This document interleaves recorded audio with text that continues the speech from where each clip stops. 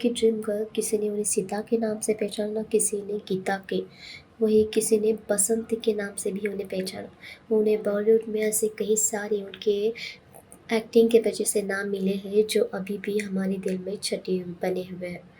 दोस्तों, हेमा मालिनी बॉलीवुड की प्रसिद्ध अदाकारा होने के साथ ही एक प्रोफेशनल भरतनाट्यम डांसर और कोरियोग्राफर भी है। वो बॉलीवुड में 70 के दशक की स्थापित सफल महिला कलाकारों में से एक है। अपने 40 वर्ष के करियर में अब तक उन्होंने 150 से भी ज़्यादा फिल्मों में अभिनय किया है और अब भी वो भरतनाट्यम के स्टेज शो के साथ राजनीति में भी सक्रिय है। दोस्तों, हेमा का जन्म 16 अक्टूबर 1948 को तमिल इयंगर परिवार में हुआ था। उनका जन्म अम्मनकुंडी, तिरुचिरापल्ली, तमिलनाडु में हुआ था। हेमा ने अपनी प्रारंभिक शिक्षा आंध्र महिला सभा, Delhi Tamil education association senior secondary school नई दिल्ली से पूरी की, लेकिन इसके बाद शायद उन्होंने आगे पढ़ाई नहीं पूरी की। हेमा के पति के जीवन में हेमा और उनकी बेटियों के अलावा उनकी पहली पत्नी प्रकाश कौर और उनके बेटे भी हैं, जिन्हें हेमा ने भी अपने परिवार का हिस्सा माना है। हालांकि हेमा के सनी और बॉबी के साथ खराब संबंधों की अफवाहें आती रही हैं, लेकिन इसमें कोई शक नहीं है कि हेमा ने कभी भी धर्मेंद्र को अपने परिवार से दूर करने की कोशिश की। हेमा की मां जयलक्ष्मी चक्रवर्ती ने हेमा का करियर संभाला था और उन्होंने हेमा को तमिल फिल्मों की अभिनेत्री से लेकर बॉलीवुड की सुपरस्टार तक पहुंचाया। और इसी तरह हेमा भी अपनी मां की तरह एक सशक्त मां बनी, जिन्होंने न केवल अपनी बेटियों को बेहतर परवरिश दी, बल्कि उनका करियर बनाने में भी मदद की। हेमा की बेटी ईशा देओल ने भरत तख्तानी से शादी की, तो वहीं अहाना ने वैभव वोरा से शादी की। हेमा अपनी शादी से पहले अपने माता पिता के बहुत करीब थी, लेकिन हेमा ने एक इवेंट में बताया था कि इस एक समय पर उनके पिता उनकी शादी को लेकर बहुत चिंतित रहने लगे थे।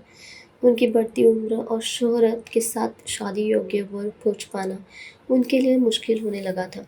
इसलिए वो हेमा की कुंडली लेकर कई पंडितों के पास भी जाते थे और जब उन्हें हेमा धर्मेंद्र के रिश्ते पर शक हुआ तो उन्होंने हेमा के साथ आउटडोर की शूटिंग में जाना भी शुरू कर दिया था।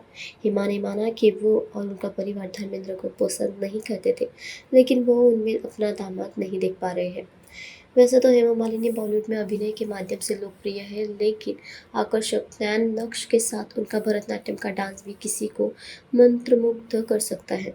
उनके जीवन के 60 दशक में भी वो उनकी सुंदरता को एक मानव के तौर पर देखा जाता है। हेमा ने 2007 में अपनी किताब Hema Malini the authorised biography में ये बताया था कि उन्हें जितेंद्र कपूर और संजीव कपूर दोनों ने प्रपोज किया था। उन्होंने धर्मेंद्र की दूसरी पत्नी बनना स्वीकार किया। हेमा ने माना भी कि वो हमेशा से ही चाहती थी कि उनकी शादी सिर्फ उससे हो जिसे वो प्यार करती हो। हेमा को धर्मेंद्र से शादी करने के लिए अपना धर्म भी बदलना पड़ा था। इसका कारण ये था कि धर्मेंद्र पहले से शादीशुदा थे और हिंदू विवाह अधिनियम के तहत वो पहली पत्नी को तलाक दिए बिना दूसरी शादी नहीं कर सकते थे और धर्मेंद्र की पहली पत्नी ने उनके तलाक देने से इनकार कर दिया था। 21 अगस्त 1979 को हेमा और धर्मेंद्र दोनों ने इस्लाम धर्म अपना लिया था और फिर इन्होंने अपने नाम से भी बदल लिए और इस्लामी रीति रिवाजों से शादी कर ली। हेमा का फिल्मों में सफ़र आसानी से शुरू नहीं हुआ था। उन्हें बॉलीवुड में आने से पहले तमिल फिल्मों में अपनी पहचान बनाने के लिए काफ़ी मशक्क़त करनी पड़ी थी। लगातार कई बार रिजेक्शन का सामना करने पर भी हेमा हार मानने वालों में से नहीं थी और वो आगे बढ़ती रही। 1961 में जब हेमा ने तमिल फिल्मों में अपनी पहली बार एक्टिंग करने की कोशिश की, तब इंडस्ट्री के डायरेक्टर सीवी श्रीधर ने उन्हें ये कहकर रिजेक्ट कर दिया कि वो फिल्मों में हीरोइन बनने के लिए बहुत पतली है और उनका रोल वेन निर्दयी निर्मला को दे दिया। वैसे हेमा मालिनी का फिल्मी करियर तमिल फिल्म पांडव वनवासम के साथ 1961 में शुरू हो गया था। इसके बाद हेमा ने सिंगार ठेरुक्कु सिलाई में परफॉर्म किया, जिसे सिरगाजी गोविंदराजन और एल.आर. ऐश्वरी ने गाया था। हेमा ने तमिल सिनेमा में मिले रिजेक्शन के 4 साल बाद राज कपूर के सामने सपनों के सौदागर से डेब्यू किया था।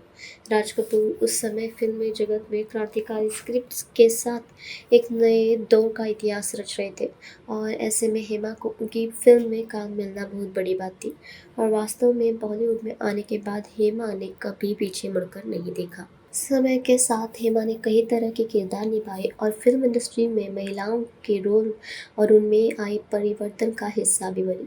लेकिन हेमा को अपनी समकालीन अभिनेत्रियों की तरह वापस साउथ का रुख करने की ज़रूरत नहीं पड़ी। वो बॉलीवुड में इस तरह स्थापित हो चुकी थी, उन्हें काम की कोई कमी नहीं रही। वैसे तो हेमा मालिनी की काफ़ी फिल्में फ्लॉप हुई, लेकिन कुछ फिल्मों ने सुपरहिट की श्रेणी में भी अपनी जगह बनाई। वहीं कुछ फिल्में औसत प्रदर्शन के साथ भी अच्छी कमाई करने में कामयाब रही। हेमा मालिनी के अभिनय करियर और उनके अनुभव को देखकर ये सोचना स्वाभाविक है कि उन्हें मिले अवार्ड्स की लिस्ट बहुत लंबी होगी, लेकिन हकीकत ये रही है, हेमा को मिले पुरस्कारों की संख्या उनकी फिल्म इंडस्ट्री को दिए गए योगदान की तुलना में बहुत कम है। इसका कारण ये भी है कि हेमा उस जमाने की अभिनेत्री है जब फिल्मों में अवार्ड और पुरस्कारों की श्रेणियों में इतनी विविधता नहीं होती थी। अगर आपको बायोग्राफी पसंद आई हो तो हमें कमेंट्स में ज़रूर बताइए। ऐसे ही बायोग्राफीज़ के लिए फॉलो कीजिए सिने टॉकर्स।